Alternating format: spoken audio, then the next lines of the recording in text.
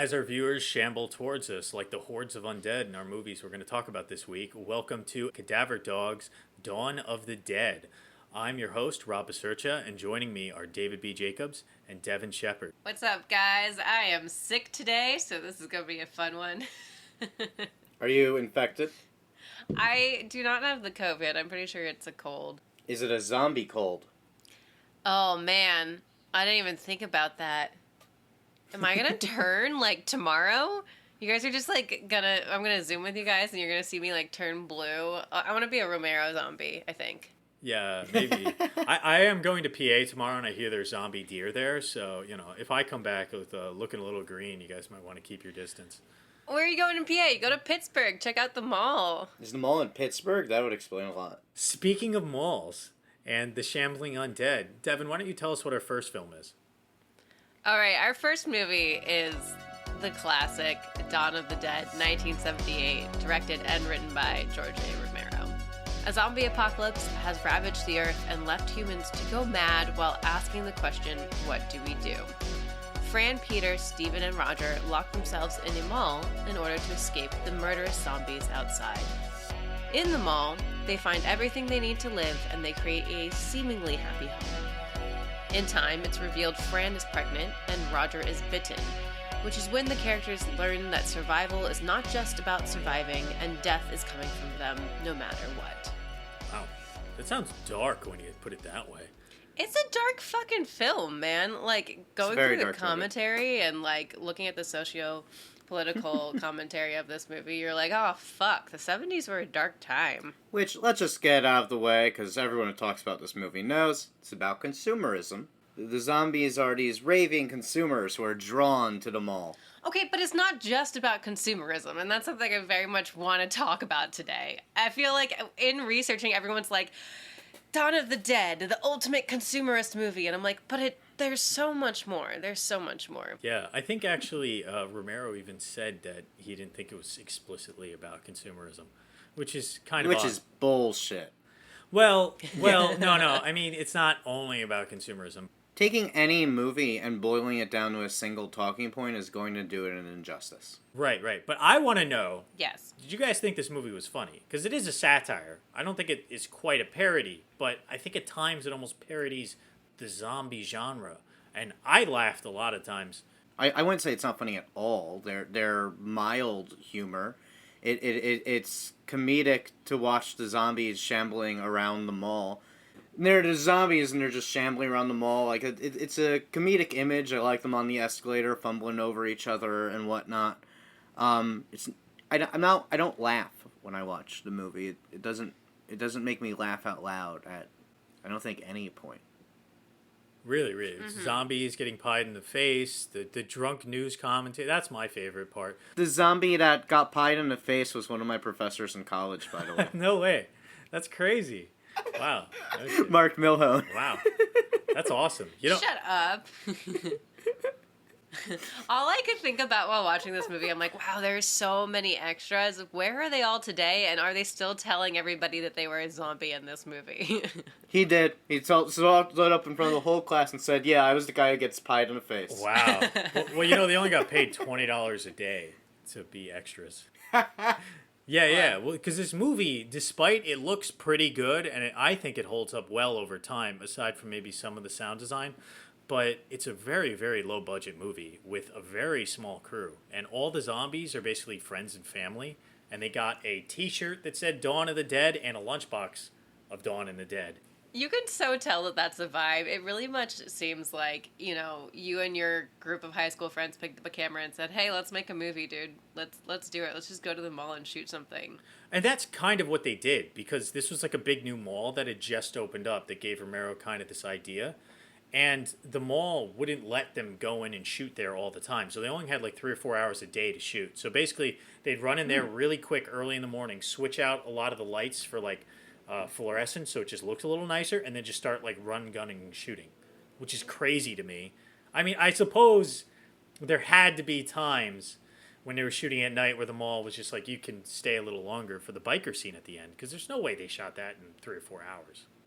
Well, they could have shot over multiple days. There's no way they shot that in one day. Absolutely regardless. not. Yeah, but I would hope that they didn't have to shoot in 3-hour spurts for the entirety.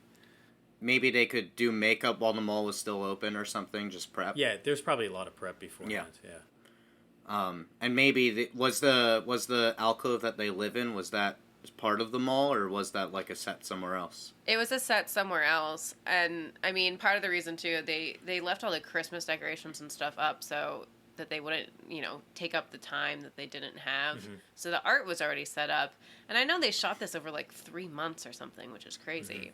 Yeah, that makes a lot of sense considering the crew size and just the scale of the project. Because this compared to Night of the Living Dead, it's like, it's a lot more than Alien and Aliens. Like Aliens was bigger, but this is like gigantic in comparison to Night of the Living Dead. It's like, oh, let's go from like a little shack to hundreds of zombies around everywhere. Oh. You mean in terms of the scale of the disaster? Not just the scale of the disaster, just the scale of the film. Like, there are just so many more people involved. I mean, I guess Alien to Aliens is a decent comparison, but whereas, like, Alien has one alien, Aliens has, like, hundreds. This is, like, hundreds or thousands of zombies all over the place. There's helicopters, there's all kinds of things that they had no budget for in the original. Yeah, it's a bigger house. Yeah, it's a bigger house. Well, it's a lot bigger of a house. But they're not just in the house, either. They're flying a helicopter around, there's, like, a news station, there's all kinds of stuff. Yeah. There's a lot. Do you guys know why Romero waited so long to make a sequel? I don't know. I'm curious. Honestly, I don't think he wanted to make a sequel right away. And the story goes that Dario Argento actually had a conversation with him. He kind of reinvigorated George Romero's, fire for making the zombie genre. And then he wrote this script in like 3 or 4 weeks. And then he talked to, his name Tom Savini, the special effects guy who's in the movie. He's like one of the heads of the biker gang. Mm-hmm. And he's like a legend. He's an absolute legend. He's in like every zombie movie. Yeah, and he sent the script over to Tom Savini, and his only thing was come up with more ways for me to kill people. So he was like, okay, and he just started helping, and this thing kind of like was created organically. And while they were starting the production of this film, George Romero was on his other movie, Martin, the vampire flick. So what do you guys think of the zombies? They look kind of blue, right? They look blue. They look green. You can see. I mean, the face makeup is not the best, but I mean, when you read about it and when you think about it, he's putting makeup on hundreds and hundreds of extras every single day. You can only do so much, and so yeah he knows the face paint is bad, but where the real genius of the effects lies are in the details of the extras that they chose to like give more screen time and to give close-ups to. Because, I mean, the best thing about this movie, I think, is really the characterization of the zombies. They give everybody this really specific thing. And they talk about how, like, they thought specifically about, okay, where were these people when they died and how did they come back to life? We see nurses in there who are obviously in the hospitals. We see some patients. We see, like, a nun, and we're like, there's a couple people that look like they were in car accidents, and they really, like, put so much time and energy into these specific details. Regarding the blue face makeup, which I also agree looks extremely fake, but to briefly defend it, you mentioned earlier, Rob, that you consider it kind of a parody of zombie movies. Mm-hmm. The blue face makeup feels more like a reference to 50s comic books, which were heavy into horror. Zombies would show up all the time. And they had bright primary colors. That was literally what they had. They didn't have the ability to print anything more nuanced. Mm-hmm. So I feel like it's more of a reference to those comics, which doesn't really work for me. But I agree, though, because Romero actually said that he liked the bright blood, whereas Tom said that he didn't. And Romero's reasoning was he gave it this kind of like comic book feel. Definitely. I mean, you have all these crazy characters, and they do this, like, really insane storyline from beginning to end.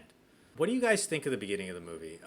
We start off way past Night of the Living Dead, because at the end of the Night of the Living Dead, it seemed like this was a localized event. Yeah. And it was going down, and people had really, like, taken care of the situation, right? They were killing them all off in these local militias, and it wasn't the end-all apocalyptic scenario that Dawn of the Dead starts in. The beginning of Dawn of the Dead, we're in a newsroom, and it's just chaos even on the floor of the media center. People are drinking, throwing things, and it only gets worse as the movie goes on. And I think there's there's this commentary on like the government race relations with minorities, as right after the first scene of the movie, we see a military group overtaking an apartment building with lethal force, right? And we're told explicitly that all the inhabitants are Puerto Ricans or black people by an overtly racist psychopath who goes in there and just starts raising hell and shooting innocent people until our hero character, Peter, shoots him in the back. And what's interesting is that Peter and Roger kind of have their first connection with Peter pointing a gun at Roger in the basement because he thinks that Roger might have seen him shoot this guy going on a rampage. But Roger somehow kind of non-verbally indicates that he's okay with him shooting him. Or actually, I think he says something about it. But he's kind of giving him the nod that he's not a racist. That's how I read the scene. And that's why these two guys kind of have this like connection early on. Because he's not racist?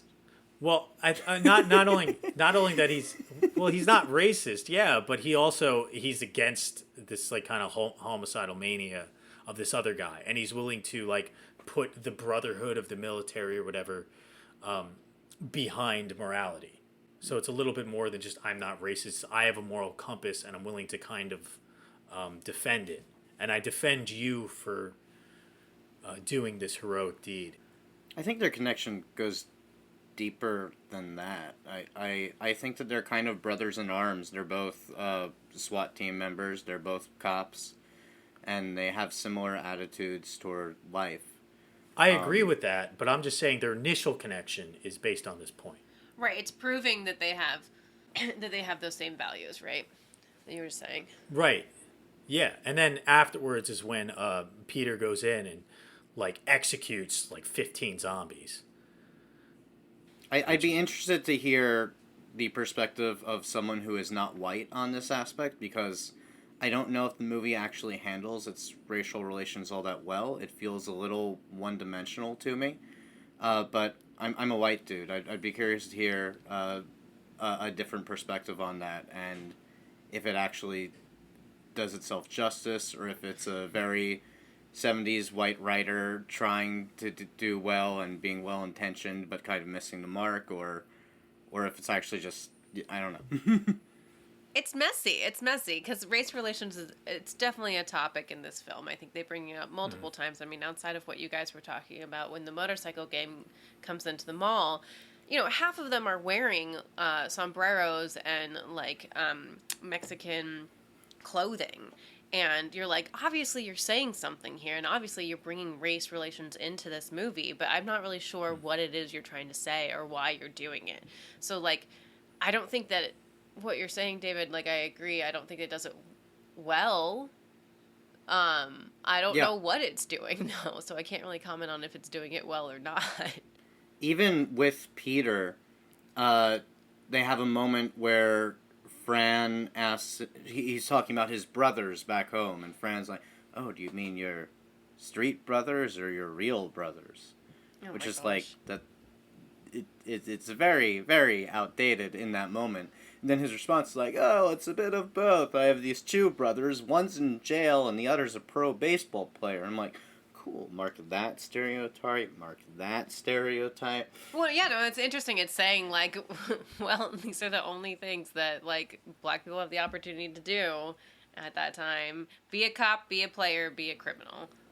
Yeah, which I think is kind of interesting, because at least it talks about these things, and it seems to cast a negative light on the stereotypes. Yeah, exactly. I don't know if it does. I mean, that beginning scene when they're doing the violent eminent domain, I mean, that's a complete explicit critique of the way government handles these race relations, that they're doing it very badly. Yeah. Mm-hmm. And I think that's a good point. I do think it's well-intentioned. I just feel like it might be one-dimensional, but again, I'd be more interested in hearing the opinion of someone who is not white. I mean, I don't know if that matters, what the skin color is of someone. I think it would be more relevant if they were maybe alive in the 70s. I think that's really it. Yeah, like, it's a different time, so we don't even know, like, what they were discussing about race relations at that time, so what are they even commenting on in particular? Yeah, because I don't think social identity inherently has anything to do with, like, knowledge base of things, like your knowledge on a subject. Well, it changes your perspective. You'll be sensitive to different aspects. It might, but not by itself. I think that your perspective is actually colored by more things than that. I think that's only one small aspect. Yeah, of course. And I think that that's why it's so important to talk about race relations in this way, because it seems that movies like this that critique it negatively are saying that we put too much weight on it, and that's a bad thing, when really the weight should be put on people's like morality. Like, Peter is the smartest character in the movie by far. Mm-hmm. Until the end. Until the very, very end, when he does something that's just kind of insane. Where he almost gets Francine killed and fucks everything up. But until that point, he's by far the most logical, the most emotionally responsible, and the smartest and most capable character in the movie. He's the hero. I don't think there's really a question of who the hero is. It's Peter. Which makes it so much heavier when we see Peter at the end contemplating suicide, when we see our hero and the smartest person being like, this is too much and I think I need to kill myself. And like that in itself can also say something on race relations, that no matter how hard or how powerful or how smart, blah, blah, blah, blah, blah, that these black men are, that they're never going to reach up to the potential that you know, they want to see themselves as, or like can get to in white society. Though everyone else dies, so I don't really know what that's like there. It kind of felt like he was losing his last brother in like Flyboy dying, and it was too much to handle. Like, he kind of lost faith in society. But by the same point, it seems like him and Francine going off is like, there's this hope of she's pregnant, you know, he can help her take care of it, because not a single pregnant person surviving in this place. It as in the situation, not the baby. Okay. Right? It is in the situation. Well, you know what? I don't want to assume, so maybe it isn't it. Wait, is it a zombie baby? The it Who that knows? she carries Who knows? inside of her. Well, it's not a zombie baby unless she becomes a zombie. We'll get into that later. Yes, zombie babies to come. So, yeah, but there's this hope that he can, like, restart society in a way. But I think it's really interesting that, like, Francine's character is never really sexualized. Yeah. Yeah. Yeah, there even is a scene, maybe two, where she is topless, but it's in this very, it's an unsexualized state. Yeah, it's kind of like anti-sexualized, because that's the point in the movie where they become numb to their own, like, mausoleum that they're kind of stuck in. Fran is kind of their moral conscience throughout the movie, that she is the character who is very understanding of what's going on. She's the one who's telling them, you're being hypnotized by this place. Mm-hmm. This is not the promise it seems to be. And all, so Flyboy is telling her, like, oh, look at all this stuff we have so much stuff. He's never even specific. He just keeps referring to it as stuff and things. Mm-hmm. And that's what's hypnotized them, is just things.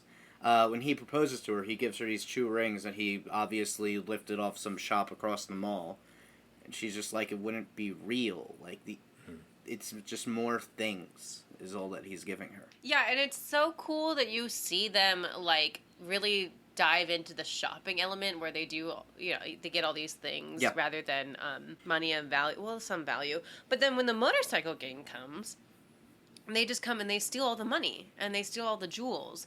And there's even that shot where they're stealing rings off of a zombie and wallets from the back of the zombie's pocket. And you're like, this is an interesting dynamic here between the two of these. One, if we're talking about consumerism, I think there's also one, maybe like the moderately wealthy just wants more stuff, but maybe the less wealthy just wants more money. Yeah. You know what's interesting? It's a lot of time when I watch analysis on this film, they talk about the biker games as like the villains, right? But in a way, I feel like the main characters are kind of painted as like villainous compared to everyone else, because there's this scene where they've just gone through the mall and they were enjoying themselves, they're playing in the arcade and everything, then they're all standing there in fur coats that could be mink, while all the zombies, all the consumers outside are banging on the gates and they won't let them in. And it seems like this very strong image of like, we're the wealthy, this is our castle, fuck the rest of you, you know? And I feel like the bikers at the end are the uprising of, like, I don't know, the proletariat or whatever, smashing and grabbing all the things they need but the elite have turned it into this like dog eat dog scenario. Exactly. There is even a moment where a zombie, where a biker yells, "Don't take anything for you, take stuff for us." The first gut instinct of analyzing the movie to say, oh, well, the zombies are just consumers. They are hypnotized. They're zombie-like, literally, and they're just going about their instincts. But the four main characters are also just consuming. They are literally there to do nothing in particular. They're just killing time in their isolation. I love the way that the room that they stay in is designed, that it looks very much like a home. There's a lot, it's furnished, there are all the things that you would need, but there's no windows, the walls are bare, and it's like a prison imitating a home. Yeah. And after living in your New York City apartment for about 2 years now, how much could you relate to these scenes? Especially after COVID, when we weren't allowed to really go outside, and I was eating canned food for like a month. Things felt like that. I felt like I was stuck in this like social isolation, you know? I kept watching the TV. I really like how they like keep losing contact with the outside world as the movie goes on. And there's a scene where Francine turns off the TV, and she's like, there's no one else out there. And Steve walks over, which is just such a funny, generic couples quarrel of like, I'm going to turn off the TV, I'm going to turn it back on, are you going to turn it off again? And all that's on the TV is static. Yeah. But he mentioned that if there's a signal, if there's a pattern of any kind, then someone's sending a signal. I don't know exactly what that means because I don't really understand TV waves. But she does. Fran worked in TV, and even in the opening scene, you're seeing these signs that they're broadcasting rescue stations that are no longer operative. And she tells them, she's like, yo, if you're broadcasting these inoperative rescue stations, you are driving people to their deaths. Yes. And the TV station is like, but if we don't broadcast them, people will tune out. They'll turn off the TV. Yeah. That was really God, does this movie predate Network? No, it's a couple years after Network. It is, right. That was a very Network-esque. It feels very much like it's responding to Network. Yeah, which is awesome.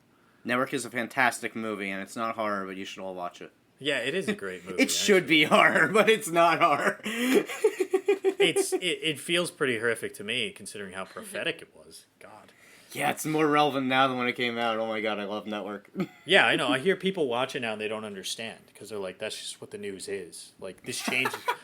It's not a satire anymore. Now it's just true. Yeah. I love it when they're getting drunk and they're talking to the scientist. And they're both, like, hammered, and they're yelling at each other. And he's just like, idiots, idiots, idiots. We have to eat the dead. And you're like, what the fuck? I think that scene's hilarious.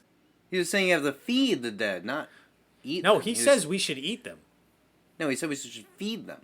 Yes, so we can eat them, because he says that we're killing them. We need to kill them on sight, but we should also eat them. He's talking about how there's all this waste. It's like it's also a commentary on consumerism, because we consume all this stuff, but then we do nothing with it. He's like, well, we should recycle it by eating the dead. Oh, I totally misunderstood that. I thought he meant feed them people. It's kind of complicated because he's calling the idiots like the zombies in the same scene, in the same sentence, and he's drunk, so he's explaining it badly. But I'm pretty sure that's what he's saying, is that we should be eating the dead. And I love this idea that there is just this, what is he? Some philosopher, author, that is just sitting on a TV set for the entirety of the epidemic. I almost said pandemic. The epidemic, just like talking about what we should be doing. And like, he probably shouldn't be up there in the first place, but he's like all of a sudden thrust into this position of power, and he won't let it go. Like, he literally won't let anyone else talk while they're talking, and they're just broadcasting this guy 24/7. He's like the only intellectual left, and he's just yelling at this drunk newscaster. Who, by the way, you gotta love the 70s aesthetic, how they all like are bearded and hairy. So it's just hairy. cool. I love how the eye patch is never explained too. That was great. Let's take a break right here to hear a word from our sponsor. The devil is in the details. Trim your nails before reading this one. the terrifying visuals might have you clawing at your eyes. The author of Ped, Flanagan, and Buds, James Longmore, just re-released one of his finest horror novels, TENEBRION. Amateur filmmakers break into an abandoned school to perform and film an authentic black mass, inadvertently invoking a demon. The malevolent demon of darkness requires particular circumstances and sacrifices to rend a fissure between the worlds and set free its brethren. It has manipulated humans for centuries to put things into place, and the movie makers are the unfortunate final pieces of its nefarious puzzle. The filmmakers will attempt to return TENEBRION to the pit of Hades, as it hunts them all down one by one for inclusion in its hellish gateway.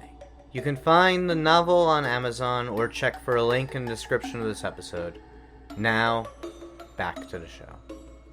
Well, welcome back, horror hounds, and I'm hoping you're shambling back from your bathroom break or whatever during that quick commercial.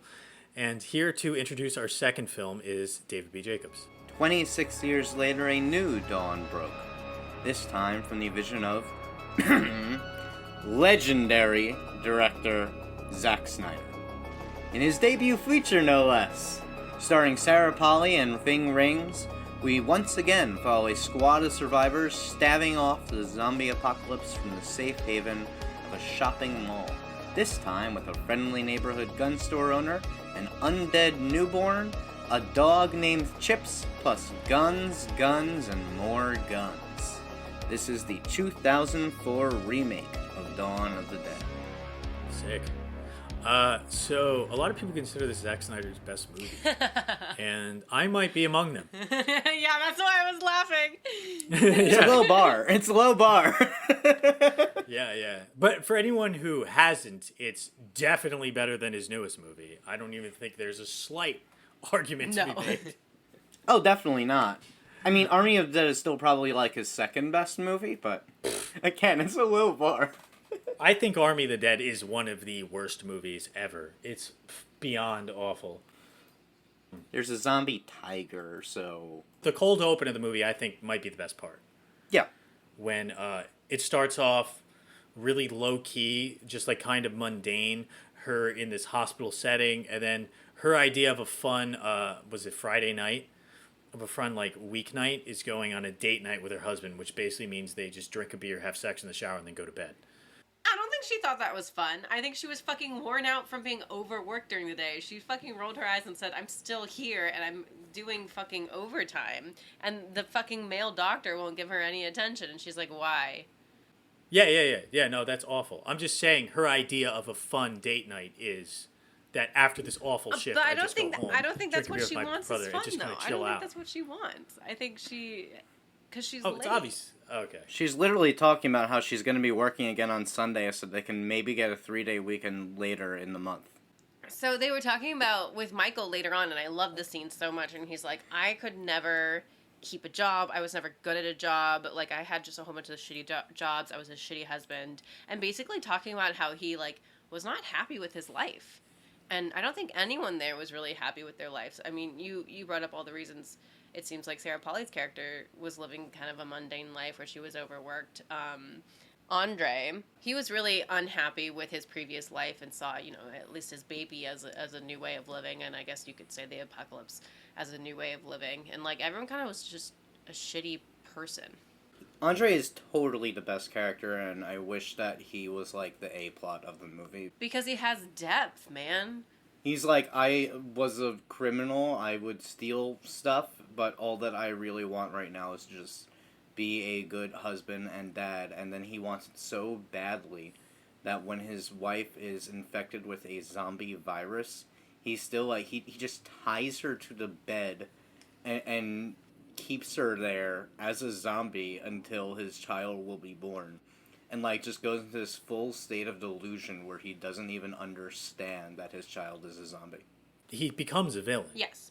It's kind of sad because his character, he describes himself as previously being a villain and trying to have a redemption arc, but then he fails.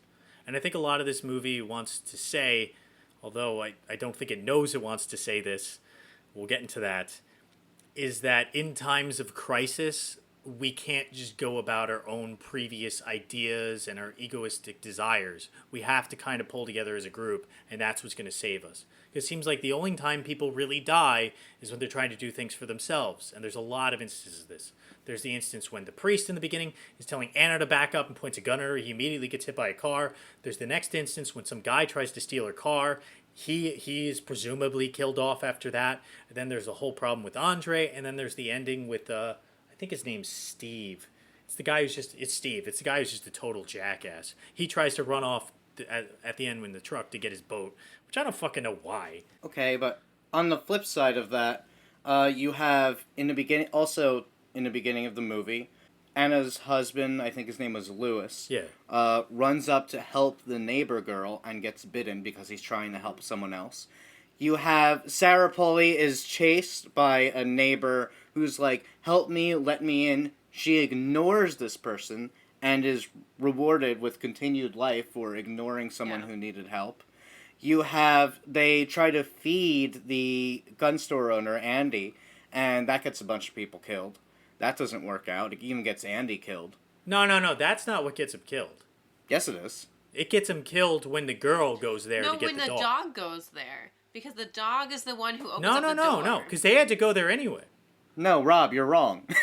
No, I'm not wrong. Because none of the group got killed when the dog went there. It's because the girl went to go get the dog. When the dog went in. Andy would have died anyway. Yeah. He would have starved to death. Yeah, they didn't get him killed that way. He was going to die regardless. They tried to save him and it didn't work out.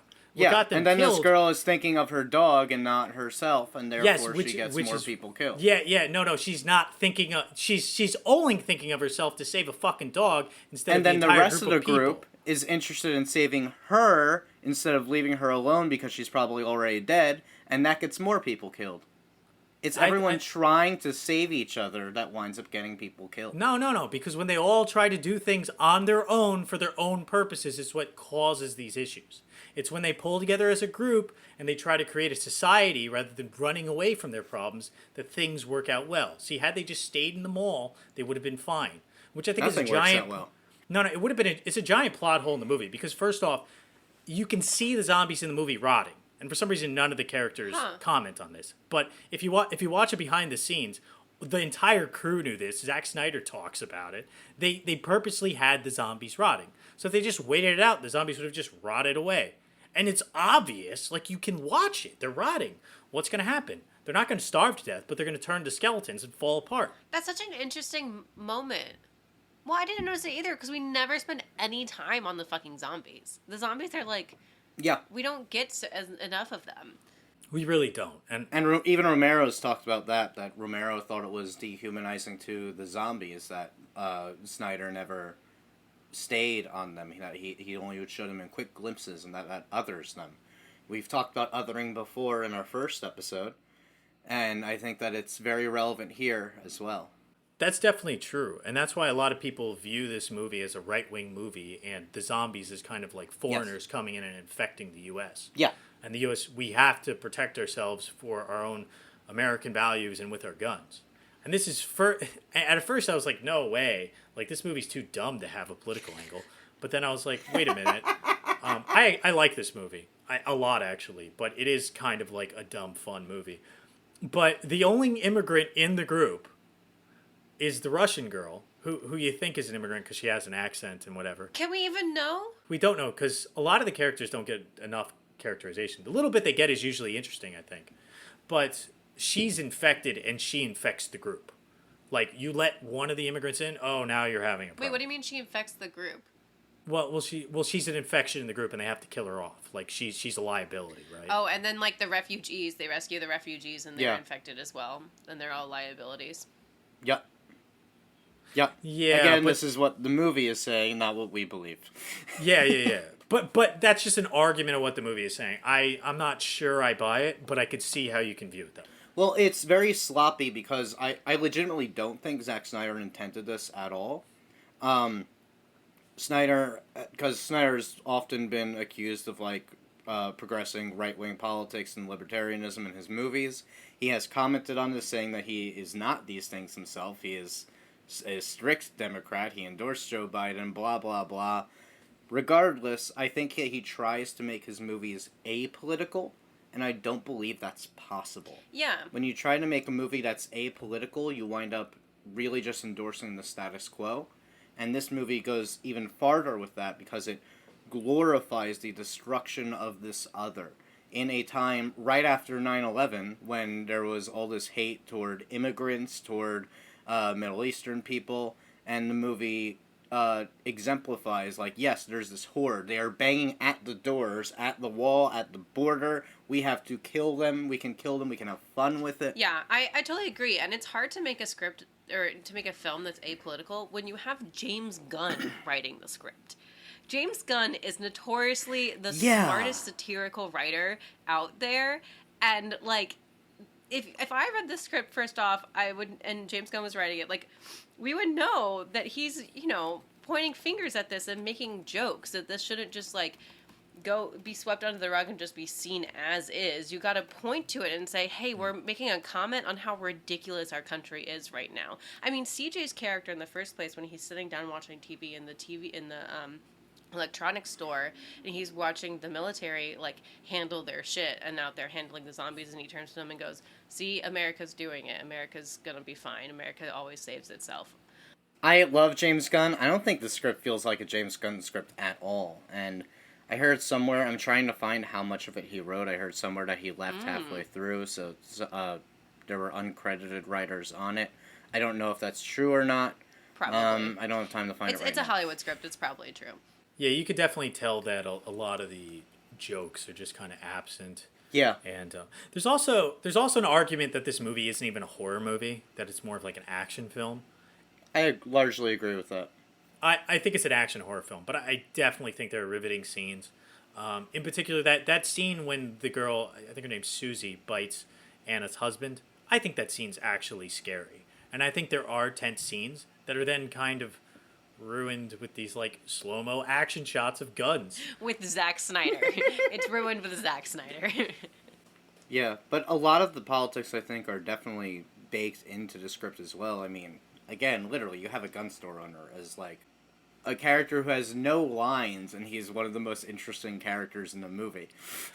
He has no lines in the movie, but he has a whole short film that's on the DVD. That's actually, I think, really good. I think it's really interesting. I largely agree with you. I think it's good. It's cool. If you guys want to watch that, it's on YouTube. It's what is it, Andy's Last Days, I think. Yeah, the acting's not amazing and super low budget, but it's really interesting. Found footage. A lot of the additionals to this movie are almost more interesting than the movie. Well, they're not directed by Zack Snyder. There's a whole 20-minute section of, like, what's happening in the world where a newscaster is just, you can tell, been up for, like, 20 to 30 hours and, like, trying to deal with the situation. And they go to Tom Savini shooting the zombies. They cut down his scene when he's talking about, I knew some of these people and we're killing them, which is, like, the most intimate we get with the zombies in the movie, is this, like, clip on the internet when he's like, I think I fucked that girl. And he's like, and that guy was my neighbor. And he's like, you can tell it's fucking with him, but he's like, you gotta do it. And they're throwing bodies on the pyre, which is awesome. And then we never deal with that again in the movie. They don't even, this is why I say they don't use the zombie baby enough, because you see the zombie baby and then you just cut away and hear a gunshot. Yeah. And I'm like, show us how they, like, this is a terrible thing that they have to do. Show us how they handle it, and it just doesn't. And it's such a missed opportunity. In the original, Peter shoots two zombie kids. Yeah. And it literally just shows it, which is awesome. And you can tell it fucks with them hard. Because we actually get a little bit of characterization. See, I feel it weird, because I feel like each character in this movie is very distinct. We just never spend enough time with them. That's fair. You know, except for maybe Glenn, who his only character trait is, I'm gay. But they don't even, like, I think they cut that scene out of the original. And you can watch the deleted scene where it explains that he's gay. Oh, okay. Because I was like, I didn't see this scene. He's a cross-dressing gay dude. There is a scene where he's telling the security guys how he realized he was gay, and because they're stuck in a holding cell, and he's like, they're like, just please stop telling me this story, because he's just droning on about him coming out of the closet while they're stuck in prison. There's a shot of him wearing high heels, which you can do that and not be gay. But Yeah. Because it has nothing to do with the movie, because his character doesn't do shit except chainsaw a girl in half, which was fucking cool. His character really doesn't do shit. Neither does her character. yeah, I kept forgetting he was there. Yeah, right? And the sexy character... She has sex, so she has to die. Yeah, the sexy character's barely there. We don't get any characterization of her other than, like, she's sexy. I know nothing about her. The wife doesn't speak at all, the pregnant woman. I don't even know her name.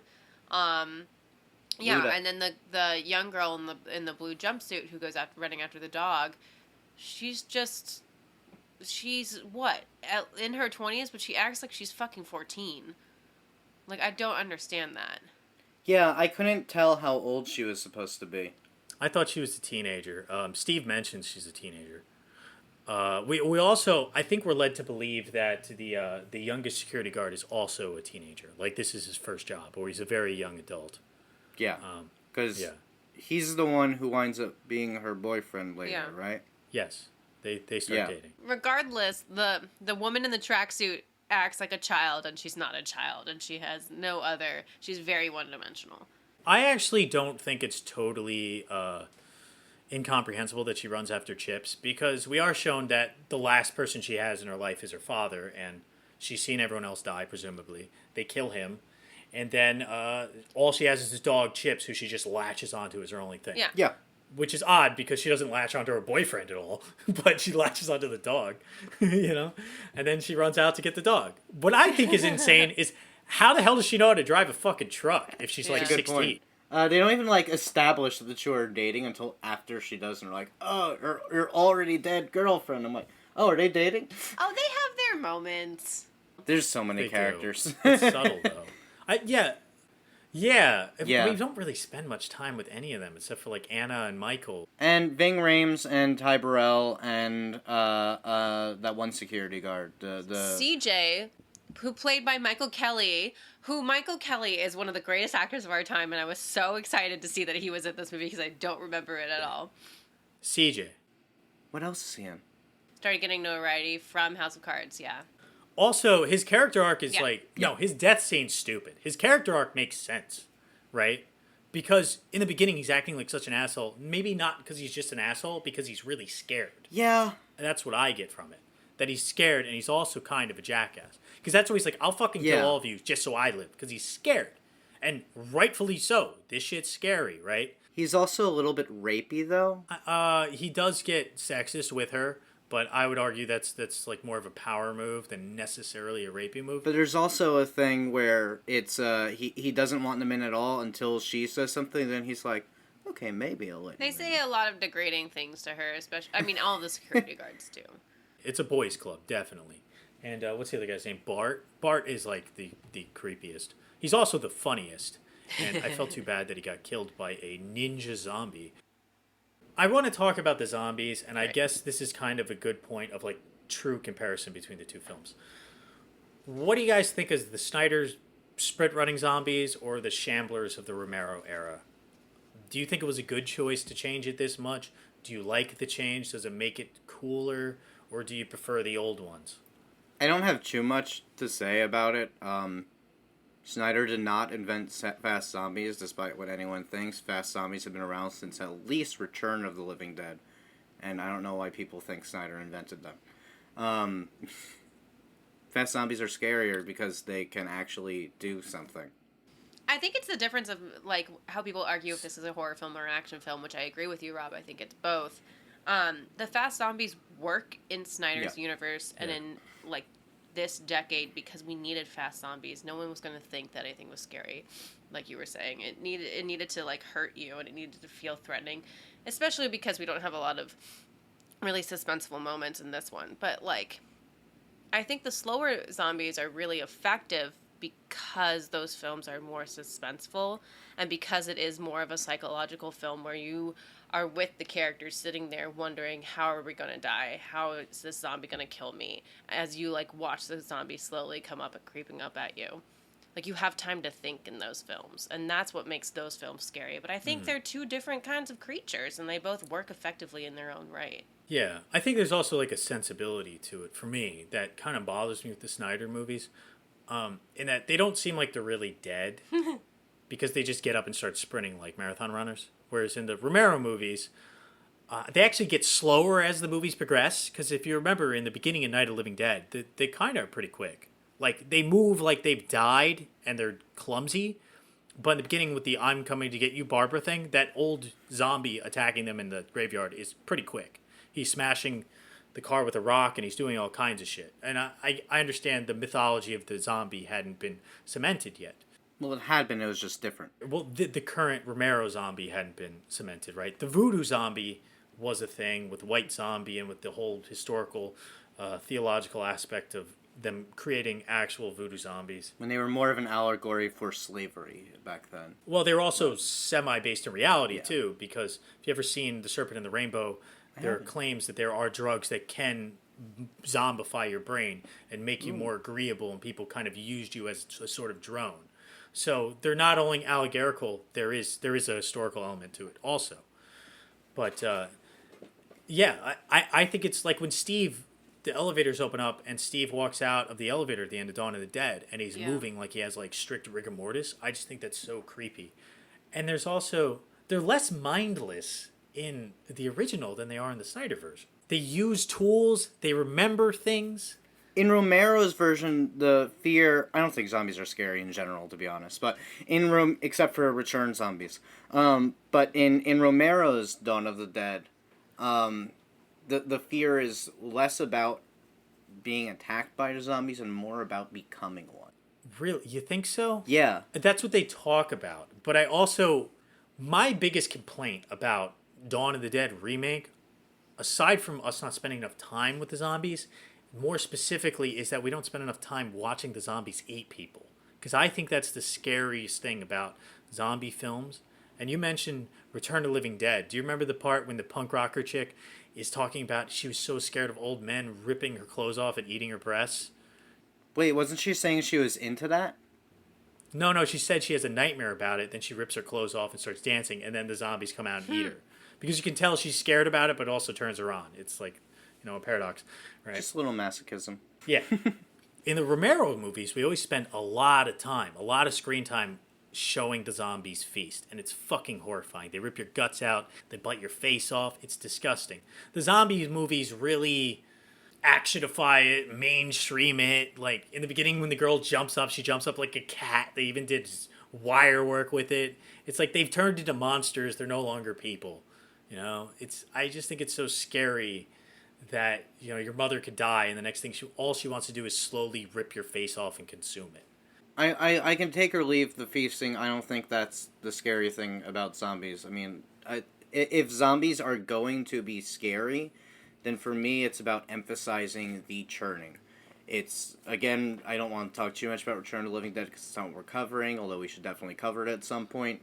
But in that movie, they really, really emphasize what it's like to become a zombie and how they're just in constant pain. They can feel themselves rotting.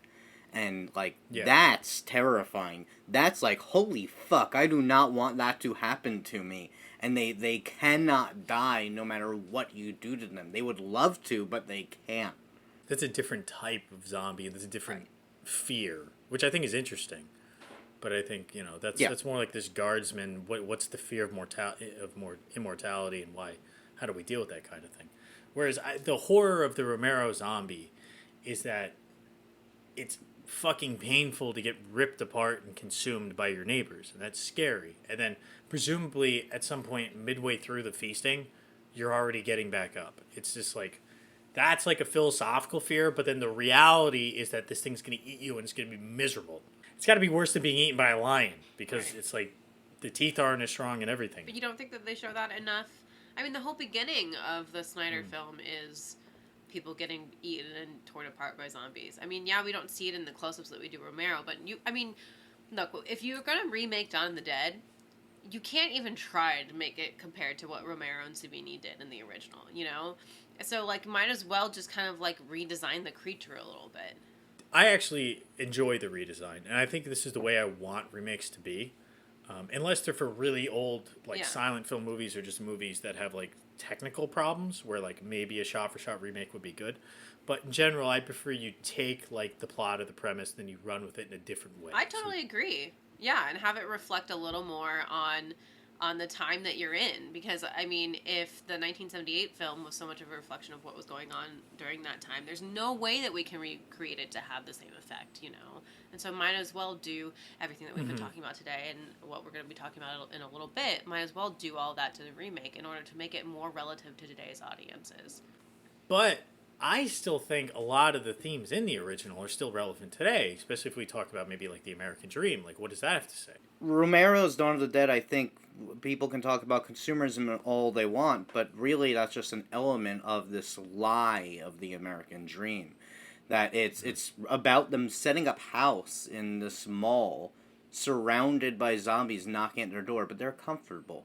They're like, we're going to get together, you're pregnant, we're going to have a kid on the way, we've got all the things that we need. Like, that's what we were promised. That's what we're supposed to be after, is this leisure time.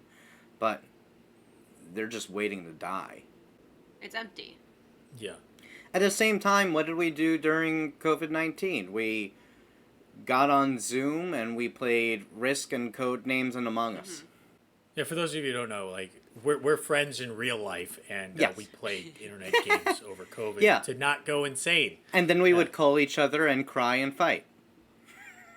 A lot of crying, a little bit of fighting, that's for sure. A lot of fighting. A lot of fighting, maybe a lot of fighting. If you spoke with me, there was probably a lot of fighting. The crying, I think, David was all and I around. were fine. The Snyder film messes this up, again, with having the zombies rot. Because then, like, there's a time limit on how long you have to stay in the mall. Wait, what do you mean? In the original, there's no time limit. You could say, I could wait here till I die. Yeah. But in the Snyder film, they say, I don't want to die here. It's like, why would you die? Look outside. They're rotting away. And, like, that was a that was a conscious choice to make them rot away. And I think that's indicative of Snyder's films altogether, is that he takes art design and things above the sensibility of the plot. Like, because they thought it was so cool to have the zombies rot. But then it totally fucks the plot of the movie. Well, why would they have to leave if they could just wait it out? The thing with Snyder's version, whether he intended this or not, is that I think he actually makes the argument that this is the American dream. And, like, he's not even saying that to critique it. Maybe it was intended to be a critique at some point, or it could have been a critique, but I don't think the movie's critiquing it. I think it's glorifying it and making it this fantasy of, like, hey, look, now there is this other, and you get to shoot them, you get to kill them, it's going to be fun. And it's like, this is awesome, we're going to do these slow motion shots of a shotgun, even though he's fired it 1,000,000 times. Now we get to do it in slow motion. No reason. For no reason. Yeah, I mean, I get that, but I don't really buy the argument of just glorifying violence means that Americans glorify violence altogether. Yeah. Because a lot of foreign films do the same thing. Yeah, and I don't think glorifying violence inspires violence. I think that's complete bullshit. Yeah. Okay, we're definitely in agreement on that, though. Yeah, I don't think there's anything necessarily wrong with indulging that. But I do think the movie indulges in that. At the same time, they're killing American celebrities when they're playing the celebrity game. And that does mess with this idea of other. They're not killing foreign celebrities. So there is side of a mix with it, right?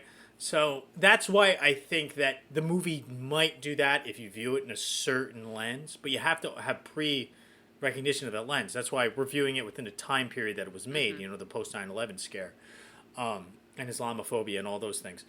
But if you view it in a different time frame without that knowledge, you might not necessarily understand that this is about a fear of, like, immigration or something like that. It's also a fear that they're going to take our guns away. Yeah, it's very pro-gun. Literally, the security guards take their guns away, and that's, like, a horrifying concept. How dare you? It is fucking horrifying in a zombie fight, too. Yeah, okay. Why did the security guards immediately say, you're going to go into the cell? They are so scared of human beings in general. Like, I just still didn't understand that. Because there's an infection going around turning people into zombies. That makes perfect sense. But they don't know that at that point. I think it was on the news, actually. Yeah. I think it was. Because we don't see any news till after that point when they're like, well, people are getting infected. So presumably it's been on the news. These people are running around going nuts. Sure, but they're all over the obviously place. Like, everyone's totally rabid. fine. Their fears. So But them quarantining them is... Not obviously, because one of them was actually infected. Well, yeah, but that was not until later when she was let out. Yeah. Well, she wasn't infected yet. Yeah. Yeah, she was. No, she'd been bitten at the fountain. She was infected. Oh, that's fair. But from the point of view of the security guard, they're just other people.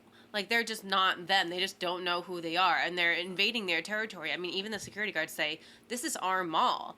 You know, like, this is their mall. They, like, know the mall so well. And so, like, in the end, then, when they're all working together, does that not show that othering is not really a factor in this, and that in the end, we're all just people and can work together against the bigger other? Also, to take the side of the security guards for a minute, even though they're completely wrong, obviously. You know that people are getting infected. You should quarantine. You should always do that. They literally, they don't know where this comes from. They don't know what it looks like in its early stages. There's no way for them to know if they're infected or So not. that's why you quarantine till you know. Yeah. So, like, what they did, I think, was really smart. Taking their guns away doesn't do anything for that. Yeah, it does. Yeah, it does, because then they could shoot you. No, the and make you zombies not aren't. quarantine The them. zombies don't use guns. I know, but they could make you open a door or something and let them in. Just compromise your security. Also, if you want a movie from the security guard's point of view, then we've got 2.5 hours of that in the Romero movie. What do you think? Because they're the security guards? Yeah, the Yeah. Romero main cast is basically the security guards, and then when these strangers show up at their door, they won't even talk to them. They won't let them in. Yeah, but that's because he knows what they are. And he's right about it. Like, he can tell through talking to them on the thing. Oh, Like, yeah. Listen, we got to be careful. It completely flips the characters' moralities, but it is totally playing on that aspect of the original from the other side now. I said earlier, I think it's interesting. You can view the original as the inhabitants are the villains. Yep, and that's what the Snyder version does. You think it also does that? You think it villainizes the inhabitants? No, I mean, I think the Snyder version literally flips it on its head, where the protagonists of the original are now the villains in the Snyder version. That they are the guys in the right. security mall who won't let these strangers in. Yeah, but they have their own. The security guards all have redemption arcs, They do. except for maybe Bart. Yeah, he's the most rapey one, right? Yeah, he's Yeah. the one who I'll show you how to use your mouth, blah blah blah. Yeah. And then he gets killed by a ninja zombie, Good. who's actually played by a real amputee. So in both endings, you have the main cast getting away, and in both of them, I mean, obviously in the Snyder one they don't actually survive, but that's beside the point. You have this moment in both of them where they're either getting on the boat or they're getting on the helicopter, and one person stays behind and is planning on killing himself. And now, of course, in Snyder's version, this guy is infected with a zombie. There is no hope for him. And in Romero's version, he's staying behind basically because he's just planning on killing himself. Like, he is so mesmerized by this mall that he cannot bring himself to leave it. And in the last moments before he shoots himself, he realizes that's fucking dumb, and he turns on the zombies, shoots a bunch of them. Extremely over-the-top upbeat music plays that kind of ruins the scene, but whatever. And he runs and gets on the helicopter. Yeah, I think the upbeat music throughout it is kind of like borderline parody, and I think it knows that it's doing that. Maybe. I really didn't like it. The one that we watched doesn't have the Argento music. Wait, really? We watched the one that Romero chose the music for, and this is basically stock music. Oh. Oh, Yeah. Oh, that is that explains why it. it's worse? But I think the theme is the same, right? Why did he use this terrible music? I don't in know. this I cut? do know that he edited this in like 2 months or something because he finished it. I think they wrapped production in February and then they premiered it in Cannes in like September. Wow. Oh, so this isn't that a cut where they extended it. This is like... Yeah, this was the director's cut. Both Romero and Argento took it and cut Oh, it differently, fuck. and this was Romero's cut. Is Argento's cut better? I don't know if I've seen Argento's cut. Okay. I think I've seen two different cuts. Because the editing's really bad sometimes. Yeah, it kind of lingers. You think? I think sometimes it's really good. Sometimes it's good, but sometimes they just... It cuts dialogue really poorly. It very much is like, show this person. The moment they finish speaking, we cut to the other person poorly delivering their dialogue. I noticed the sound design in the beginning of the movie is much worse than Yeah, the beginning is especially sloppy. like the first few scenes is like very rough. But there are some good editing tricks. Like when in the beginning when they shotgun that zombie's head off, Yeah. they cut to it and they actually do show a very fake looking Puerto Rican guy head for a second, but it's so quick you don't notice it. The editing of the action is good. The editing of the dialogue is bad. Yeah, the overall sound design I think is Yeah. I think that's really the only thing holding this movie back. It's interesting to hear that this is not the final cut. All right, Horror Hounds, now it's time for my favorite part of the show, our bone review section. But before we start, a very special shout out to Andrew Blackney for suggesting that we do zombie horror films. Thanks, Andrew. I'm sure we will again. We've got to do Return to Living Oh, Dead fuck at some yeah. point. And if any of you out there have any ideas for any future episodes, please be sure to hit us up on email at cadaverdogspod@gmail.com. Oh, at cadaverdogspodcast@gmail.com. Hey, David, why don't you kick us off with your reviews of these movies? First, Romero's version. Now I'm wondering if it's just a cut I saw, but, like, I like a lot of what he's doing. I really like these scenes in their little alcove. And I really like the ending of the movie. I'm very, very glad that that Peter does not kill himself, that he goes and gets in the helicopter. I think that's a better and more powerful and more interesting ending. However, I also think that the blue pasty makeup looks fake, the editing is bad, the acting is mostly bad, and the movie is way, way, way, way, way too long. There's no reason for a zombie movie to be more than 90 or 100 minutes. So, I'm gonna give it 1.5 bones. Oh! It's easily the worst of Romero's trilogy, by a lot. Ah! Night of the Living Dead is a fucking masterpiece, and Day of the Dead is also pretty good. Dawn of the Dead is kind of boring. God. And its low budget really, really shows. Damn. Snyder's version, even though I'm not that into what it says, at least it's, like, fun.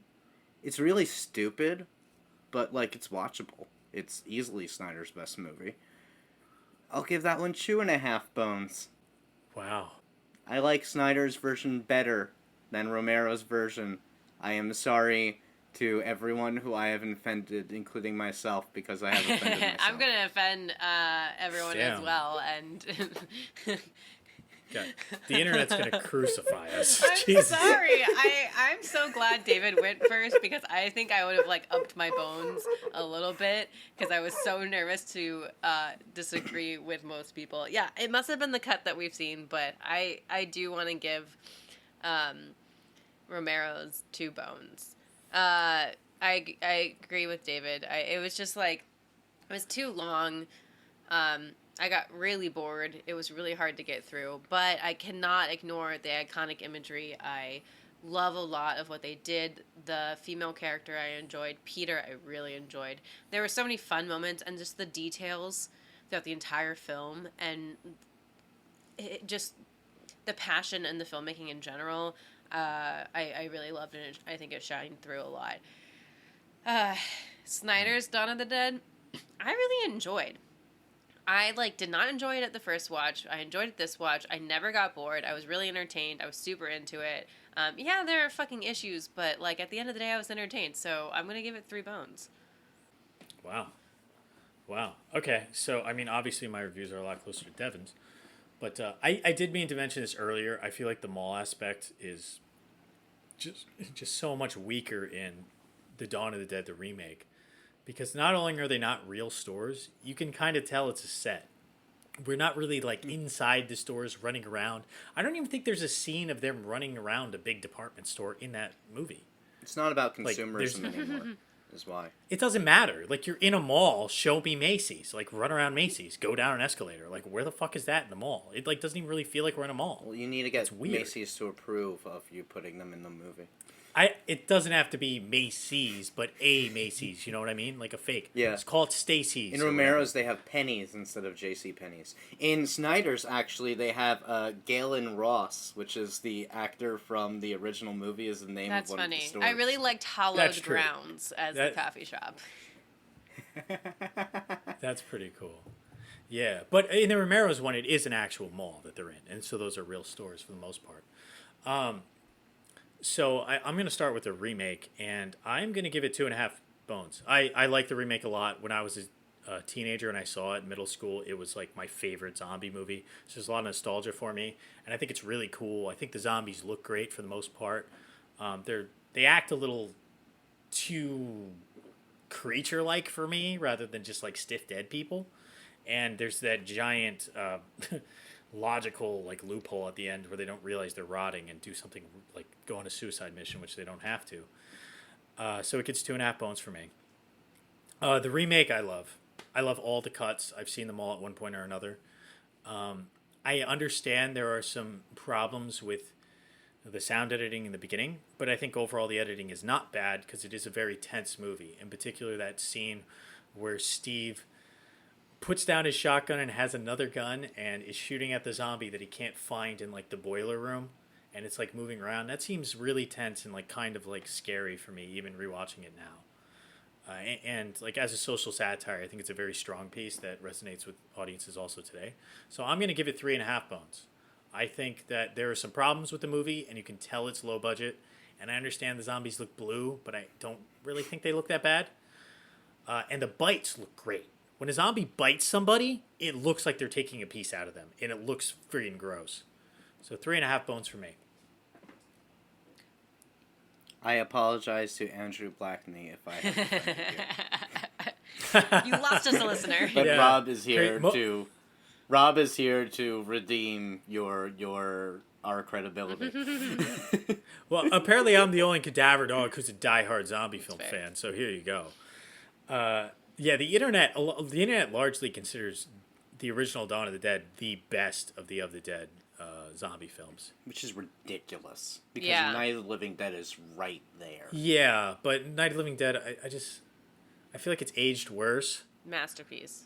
I watched it again last year. I'm like, this is even better than I remember. This movie's freaking great. It's so beautifully directed. It's masterful cinematography from beginning to end. All of the characters are interesting and fleshed out, and there's so much conflict, and I love it. Yeah, I really like Night of the Living Dead too, but there's also a like 20-minute dead span in the beginning of the movie that like should just be like cut down a lot. That's fantastic and suspenseful. I disagree. But anyway, that concludes our episode 10, Dawn of the Dead. Please catch us on all Instagram and social media accounts at Cadaver Dogs Pod, and give us your new ideas for reviews. And we'll catch you next time, Horror Hounds. We got this, man. We got this by the ass.